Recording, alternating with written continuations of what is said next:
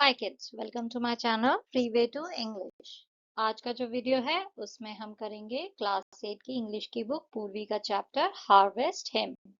Now पिछले video में हमने इस चैप्टर का एक्सप्लेनेशन किया था। इस वीडियो में हम इसके क्वेश्चन एंड आंसर्स करेंगे।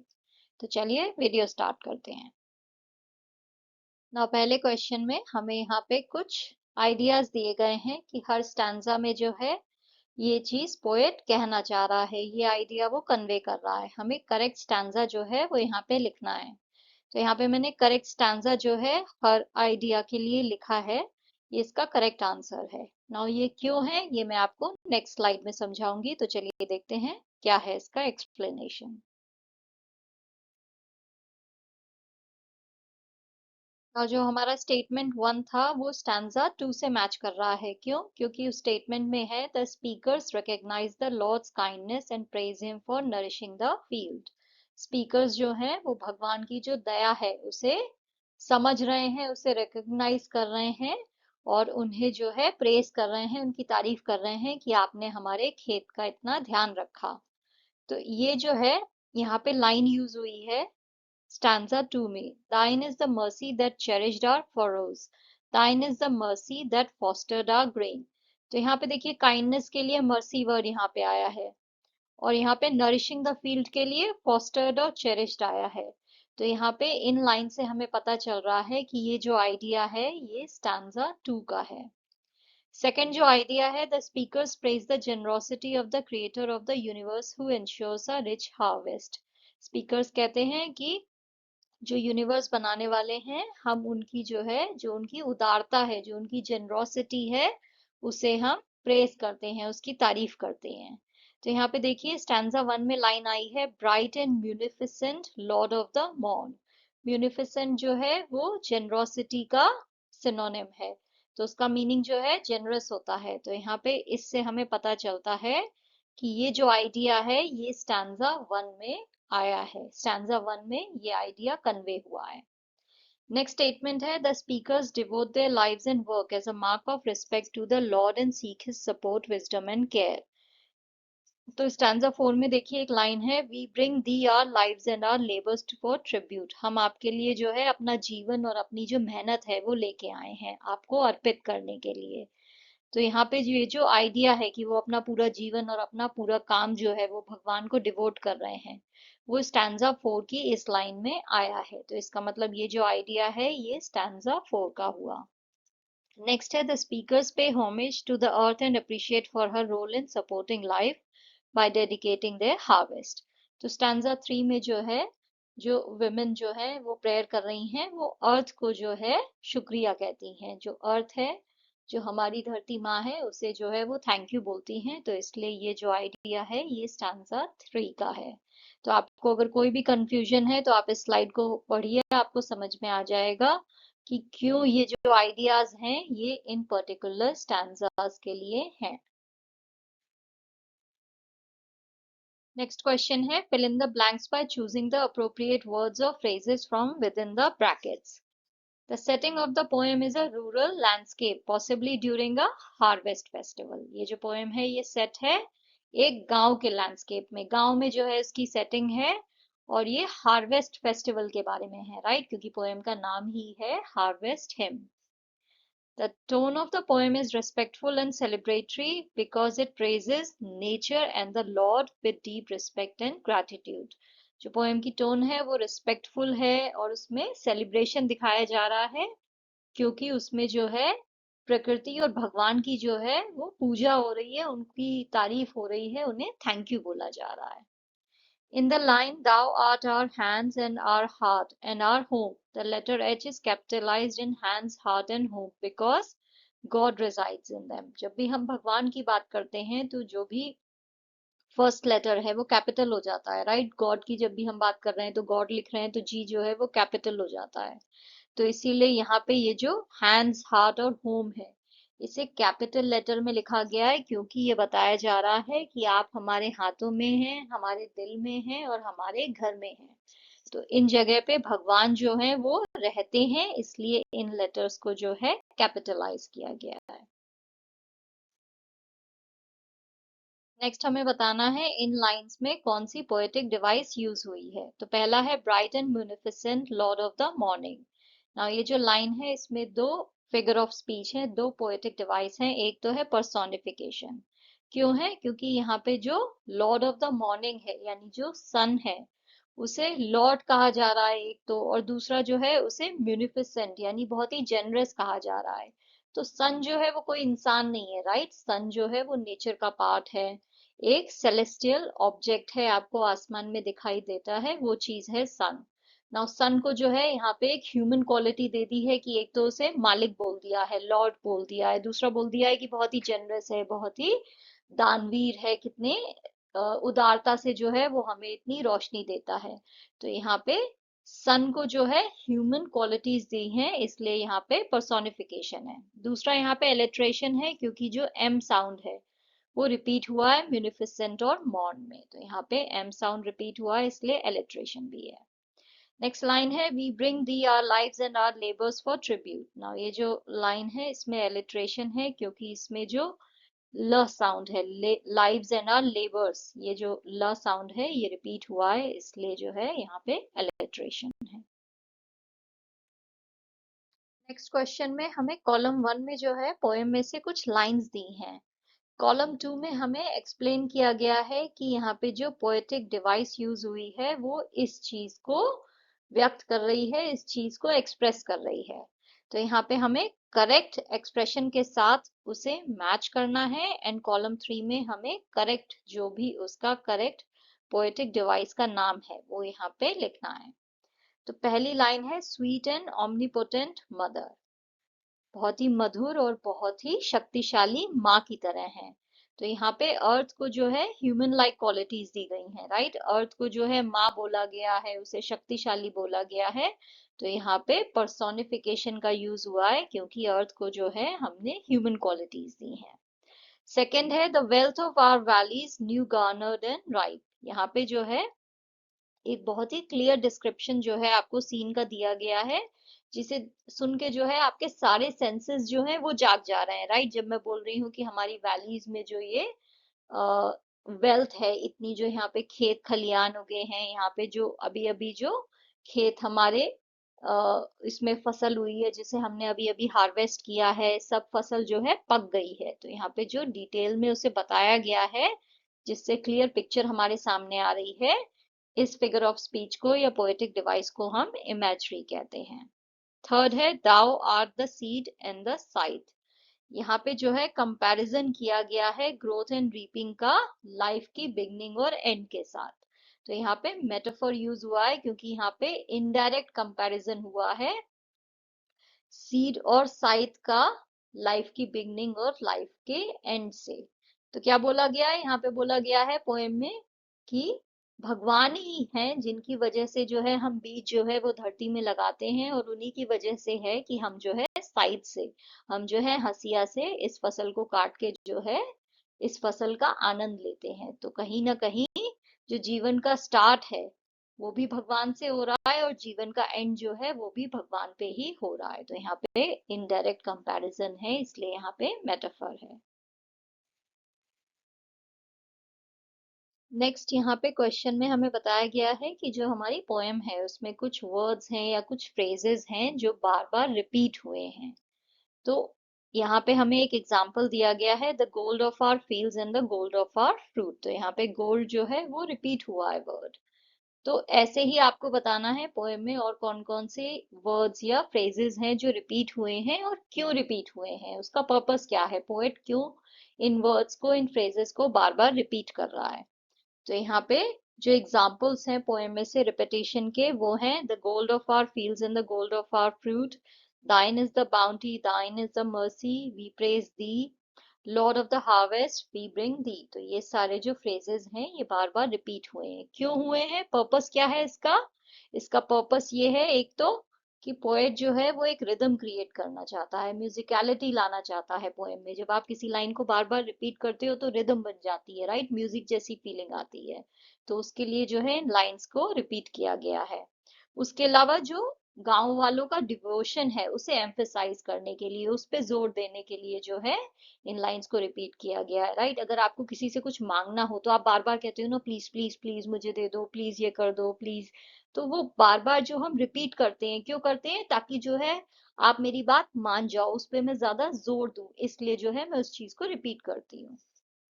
नेक्स्ट, इन चीजों को इसलिए रिपीट किया गया है ताकि जो इम्पोर्टेंट आइडियाज हैं उनको हाईलाइट किया जा सके, जैसे कि नेचर का जो गिफ्ट है, जो नेचर का आशीर्वाद है, उस चीज को। और हम जो है ये सब चीजें जो हैं आपको आभार के रूप में, ट्रिब्यूट के रूप में ऑफर कर रहे हैं कि आपने हमें इतनी अच्छी फसल दी, तो हम आपको थैंक यू बोलना चाहते हैं। तो जो भी पोएम में इम्पोर्टेंट आइडियाज हैं उन्हें हाईलाइट करने के लिए भी इन वर्ड्स और फ्रेजेस को रिपीट किया गया है। उसके अलावा पोएम में एक प्रेयर जैसी टोन लाने के लिए, कि ये एक प्रार्थना जैसी लगे, ये एक सेरेमोनियल जैसी प्रेयर लगे, यानी किसी चीज का सेलिब्रेशन हो रहा है जिसमें हम भगवान की पूजा अर्चना कर रहे हैं, तो उसके लिए जो है इसे एक हिम क्रिएट करने के लिए, जैसे हम जब भी भगवान की आरती करते हैं, कोई प्रेयर करते हैं, कोई प्रार्थना करते हैं, तो उसमें हम कुछ लाइंस को बार बार रिपीट करते हैं, भगवान की प्रशंसा में बार बार उनकी तारीफ में कुछ वर्ड्स को रिपीट करते हैं। क्यों? क्योंकि उससे जो है उसमें एक प्रार्थना जैसी क्वालिटी जो है वो आ जाती है। तो इन सब रीजंस की वजह से जो है पोएम में ये वर्ड्स या फ्रेजेस रिपीट हुए हैं। नेक्स्ट क्वेश्चन है, the poem uses symbolism to convey deeper meanings. ये जो पोएम है इसमें सिंबलिज्म का यूज हुआ है, यानी कुछ चीजों को जो है एक सिंबल की तरह यूज किया गया है, उससे पोएट जो है कुछ डीपर मीनिंग आपको बताना चाहता है। तो यहाँ पे कॉलम 1 में जो है वो सिंबल्स हैं, और वो क्या मीनिंग कन्वे कर रहे हैं वो कॉलम 2 में है, हमें करेक्ट मीनिंग के साथ मैच करना है। तो पृथ्वी जो है, अर्थ जो है, उसको जो है पोएट ने जब डिस्क्राइब किया है तो वो किस चीज को कन्वे कर रहा है, पृथ्वी का मतलब क्या है यहाँ पे? तो पृथ्वी का मतलब यहाँ पे है फर्टाइल लैंड, राइट, ऐसी जगह जहाँ पे बहुत सारे धन धान जो है वो उग सकते हैं, फर्टाइल है वो जगह। मदरहुड को रिप्रेजेंट कर रही है अर्थ, राइट, कि जैसे माँ होती है वैसे ही धरती जो है वो हम सबकी माँ है, क्योंकि हम सबको भोजन दे रही है। नर्चरिंग है, सोर्स ऑफ लाइफ है, राइट, हमारा ध्यान रखती है धरती, हमें खाना देती है, इतनी सारी चीजें देती है, वो जीवन का सोर्स है। तो जो पृथ्वी है, जो अर्थ है, वो इन सारी चीजों को सिंबलाइज कर रही है। सूर्य की जब बात होती है तो रोशनी की बात हो रही है, एनर्जी की बात हो रही है, लाइफ की बात हो रही है, राइट। अगर सूरज की रोशनी नहीं होगी तो पेड़ पौधे जो हैं वो बड़े नहीं होंगे, रोशनी नहीं मिलेगी, सब जगह अंधेरा होगा। सूरज होता है, अगर दिन में सूरज जो है सुबह सुबह उगता है तो हमारे अंदर जो है एक शक्ति जैसी आ जाती है, राइट, बिल्कुल एनर्जी आ जाती है कि आज तो मॉर्निंग में सूरज निकला है, आज सब कुछ कर लूंगा। वहीं अगर बारिश होती है तो उस दिन थोड़ा सैड सा लगता है ना, ऐसा लगता है कि बहुत ही आलसी वाला दिन है, लेजी सा डे है। तो जो सूरज है वो लाइट, एनर्जी, लाइफ, गर्मी और प्रोस्पेरिटी को जो है रिप्रेजेंट कर रहा है। तो ये सारी जो चीजें हैं, वार्मथ का यहाँ पे मतलब एक तरह से खुशी है, तो खुशी, prosperity, positiveness, energy, life, light, इन सब चीजों को सन रिप्रेजेंट कर रहा है। वरुण की जो बात हुई है तो वो जो सिंबलाइज कर रहे हैं वो है मर्सी एंड नरिशमेंट, वो हम पे दया करते हैं, कृपा करते हैं वरुण भगवान। तो बारिश होती है जिसकी वजह से जो है सारा जो हमारा खेत खलियान है वो नरिश हो जाता है, राइट, उसमें जो है नया जीवन आ जाता है जब बारिश होती है। तो जो वरुण है, जो रेन है, वो बहुत ही जरूरी है खेती बाड़ी के लिए, उनके ग्रोथ के लिए, उनके एग्जिस्टेंस के लिए। सस्टेनेंस का मतलब है उनकी ग्रोथ के लिए, उनकी एग्जिस्टेंस के लिए जो है रेन बहुत ही जरूरी है। तो ये जो तीनों चीजें हैं, ये इन सारी चीजों को सिंबलाइज कर रही हैं पोयम में। तो ये डीपर मीनिंग है। अर्थ की जब बात हो रही है तो उसे माँ से कंपेयर किया गया है, क्योंकि वो हमें खाना दे रही है। सूरज जो है वो हमें जीवन दे रहा है, रोशनी दे रहा है। वरुण जो है यानी बारिश जो है वो हम पे कृपा कर रही है, राइट, दया कर रही है। सारी दुनिया जो है वो धूप से जो है सूख जाती है, धरती जो है वो ऐसे लगता है कि जैसे बिल्कुल सूख सी गई है, राइट, उसमें पानी नहीं है तो वो बेजान सी लगती है।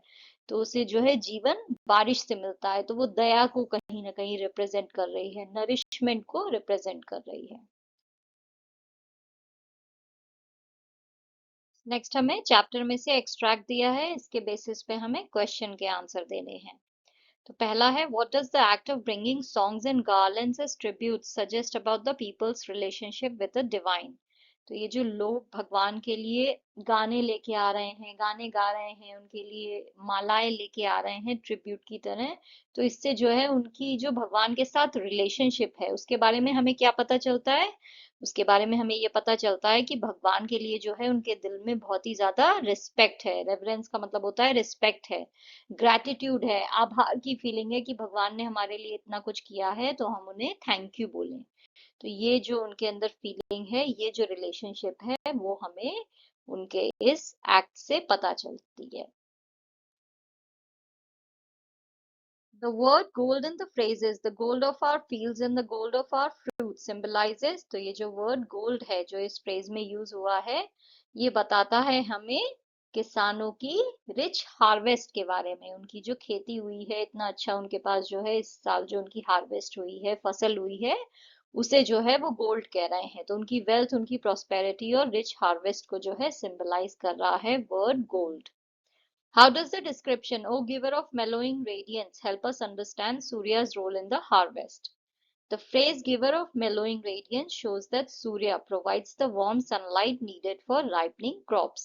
तो ये जो फ्रेज है, इससे हमें ये पता चलता है कि जो सूर्य भगवान है वो जो है फसल को पकने के लिए जो है अच्छी सनलाइट देते हैं, राइट? जो धूप मिल रही है, जो रोशनी मिल रही है, उसकी वजह से किसानों की फसल जो है वो पक रही है।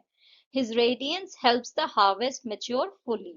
उनकी जो रोशनी है, उनकी ये जो किरणें आ रही हैं, इसकी वजह से जो फसल है वो पूरी तरह से अच्छे से तैयार हो रही है। तो ये जो फ्रेज है, ये जो डिस्क्रिप्शन है, इससे हमें ये पता चल रहा है कि सूर्य का क्या रोल है हार्वेस्ट में।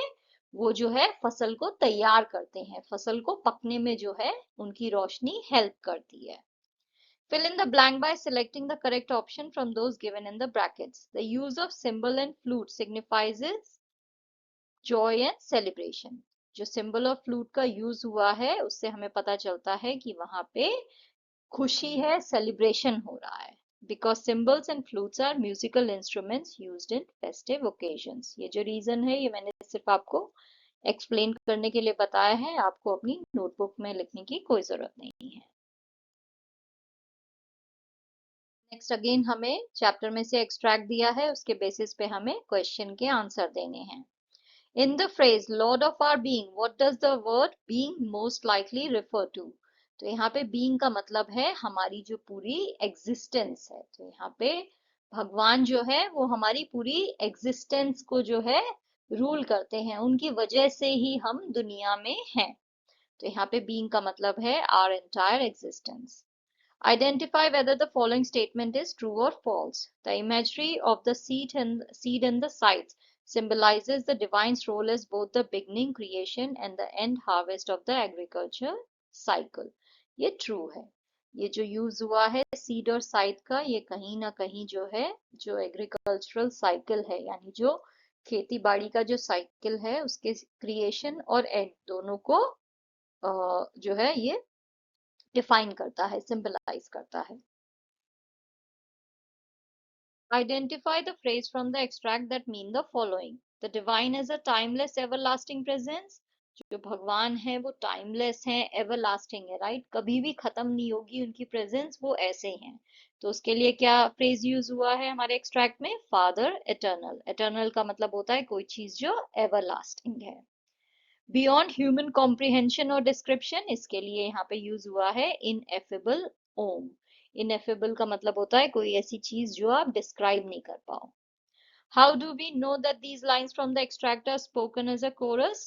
We know these lines are spoken as a chorus because they are spoken by all voices, meaning men, women and everyone together creating a collective prayer. क्योंकि जब ये लाइन स्टार्ट होती है तो पोएम में लिखा गया है, राइट? All voices. तो इसका मतलब क्या है? इसका मतलब है कि आदमी औरत सब मिलके जो है अब प्रेयर कर रहे हैं। Answer the following questions. Why do the farmers hello the God of rain? जो किसान हैं वो बारिश के भगवान की क्यों तारीफ करते हैं, क्यों उनकी जय जयकार करते हैं? वो इसलिए करते हैं क्योंकि वो समझते हैं कि उनका जो रोल है वो कितना जरूरी है फार्मिंग में। रेन की वजह से जो है उनको कृपा मिल रही है, उन्हें मॉइस्चर मिल रहा है, उनकी जो फसल है, जो उन्होंने बीज बोए हैं, उसे जो है नरिशमेंट मिल रहा है, उनके जो ग्रेन्स हैं, जो उनके बीज हैं, वो बड़े हो रहे हैं। तो बारिश की वजह से जो है उनके क्रॉप्स जो है वो ग्रो करेंगे, अच्छे से राइप होंगे। तो इस चीज को जो है वो अच्छे से समझते हैं, उनके रोल को समझते हैं, इसलिए जो है वो उनकी जय जयकार करते हैं। What is being referred to as wealth of our valleys? Why? कौन सी चीज को जो है वेल्थ ऑफ आर वैलीज कहा गया है? तो यहाँ पे हार्वेस्ट को जो है, जो कि ताजी राइप क्रॉप्स हैं हमारे, जो ताजी ताजी हार्वेस्ट है, जो अभी अभी फसल हुई है, उसे बोला गया है wealth of our valleys. They are considered wealth because they provide food, livelihood and prosperity to the community. ये जो फसल है, इसे वेल्थ क्यों कहा गया है, इसे धन दौलत क्यों कहा गया है? क्योंकि ये जो है किसानों को खाना देगी, जो फसल है, उनकी रोजी रोटी चलेगी इससे, और उनकी जो कम्युनिटी है वो प्रॉस्पर करेगी। State one reason why the women refer to the earth as a source of manifold gladness. जो औरतें हैं वो अर्थ को ये क्यों कहती हैं कि अर्थ जो है वो अलग अलग तरह तरह की जो खुशियां हमें मिल रही है उसका सोर्स है अर्थ। तो वो इसलिए कहती हैं क्योंकि जो मदर अर्थ है वो हमें खाना देती हैं, रिसोर्सेज देती हैं, हमें बहुत सी चीजें जो है दे रही हैं, जिसकी वजह से हमें जीवन मिल रहा है, राइट। हमें एक तो वो जीवन दे रही हैं, खाना दे रही हैं, पेड़ पौधे दे रही हैं, हवा दे रही हैं। तो कहीं ना कहीं जो मदर अर्थ है वो हमें खुशियां बहुत ही तरीकों से दे रही हैं, मैनी फोल्ड जॉयज हैं, क्योंकि वो अलग अलग तरह से जो है हमारे जीवन में कुछ ना कुछ योगदान कर रही हैं। खाना मिल रहा है, हवा मिल रही है, हमें जीवन मिल रहा है। Why does everyone in the poem offer their labors for tribute?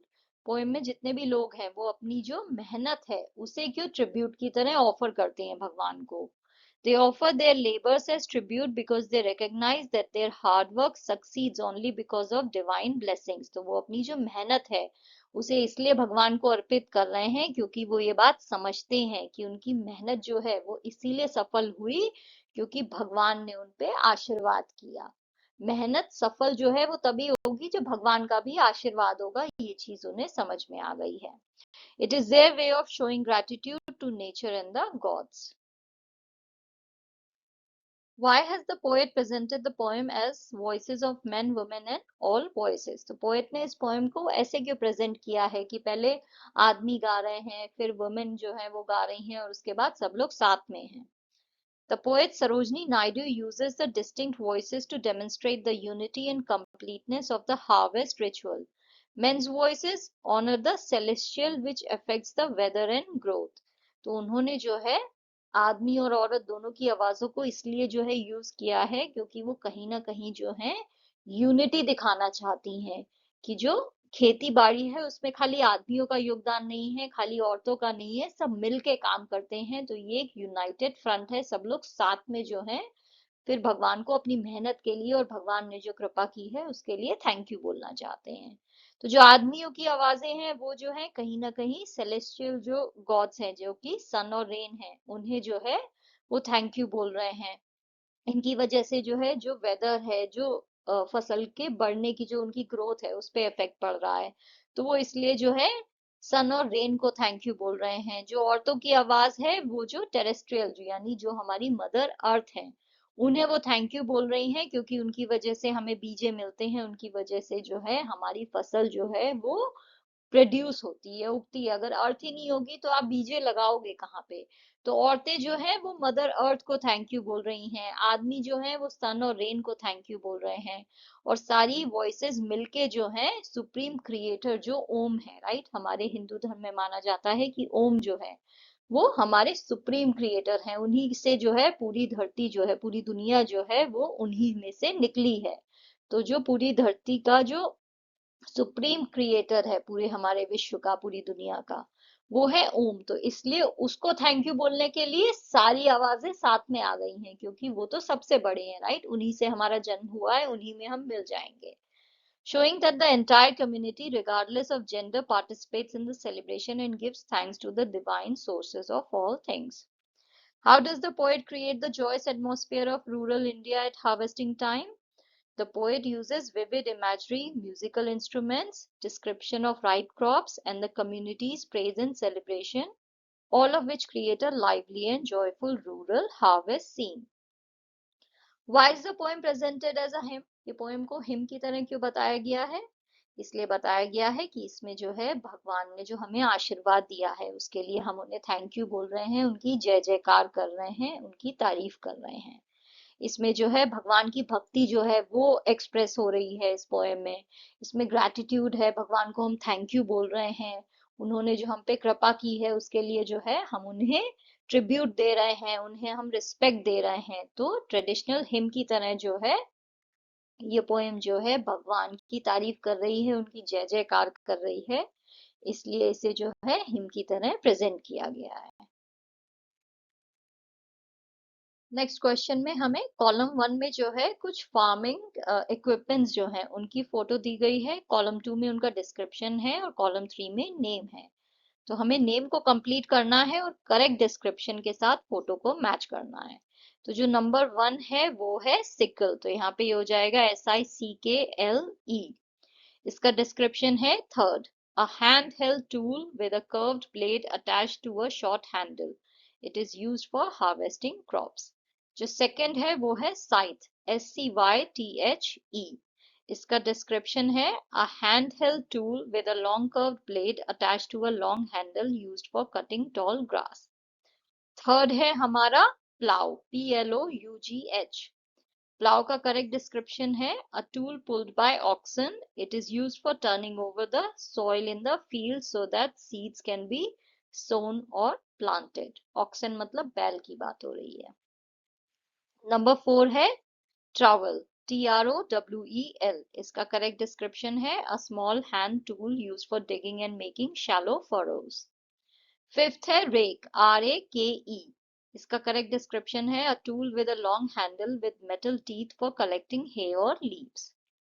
Last है हमारा spade, SPADE। इसका करेक्ट डिस्क्रिप्शन है a farm tool having a flat rectangular blade attached to a long wooden handle used for digging the soil.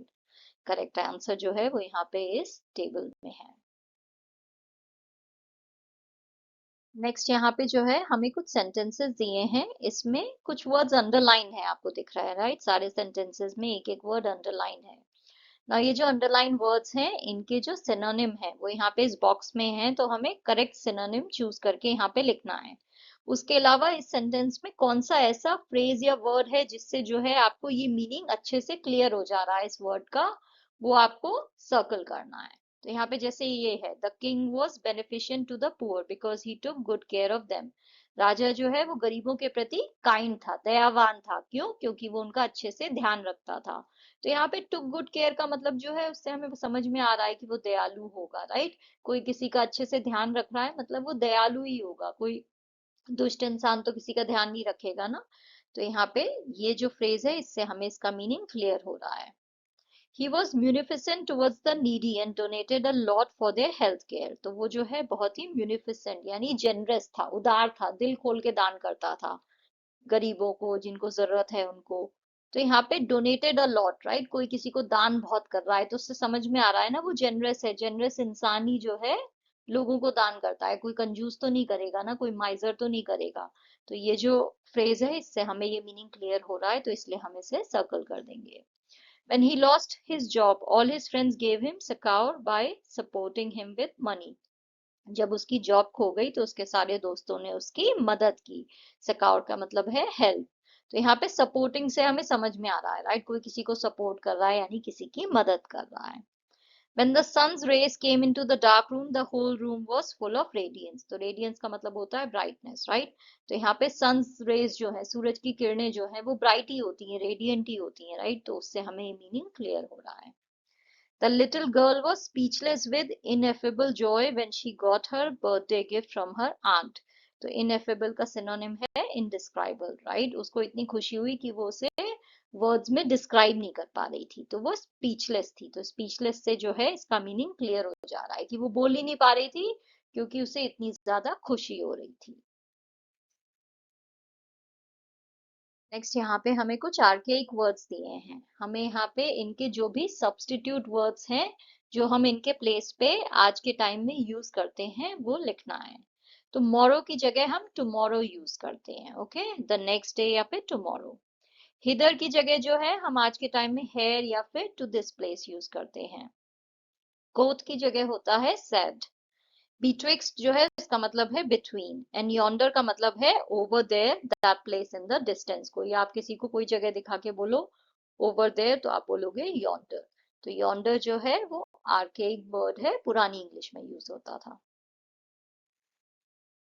Next हमारी listening activity है। इसकी transcript जो है page 203 पे है। तो इसका जो करेक्ट सॉल्यूशन है वो ये है। जो करेक्ट ऑर्डर होगा वो होगा number 1 ploughing of soil, number 2 puddling of land, number 3 sowing and irrigating the field, number 4 transplanting of seedlings, number 5 harvesting of paddy, number 6 threshing of grains, and number 7 milling of rice.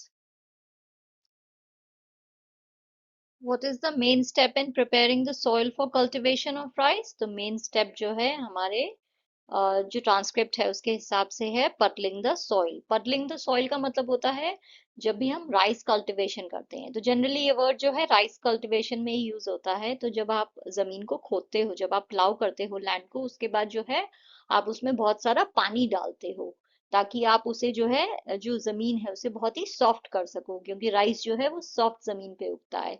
तो इसलिए जो है वहां पे जो पानी भरने का जो सिस्टम है, जो उसे जो है सॉफ्ट करना है, उसे पडलिंग द सॉइल कहते हैं।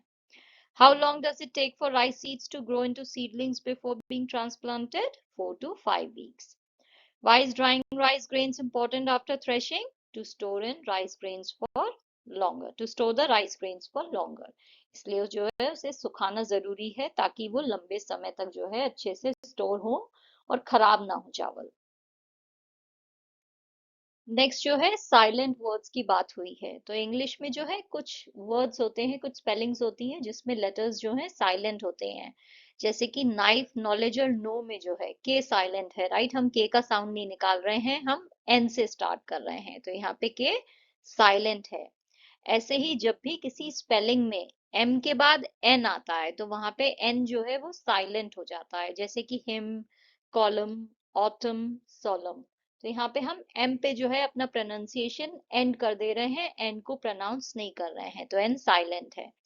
ऐसे ही अगर एम के बाद बी आता है किसी भी वर्ड में, तो जो बी है वो साइलेंट हो जाता है, जैसे कि वूम, टूम, बॉम, क्लाइम, कोम।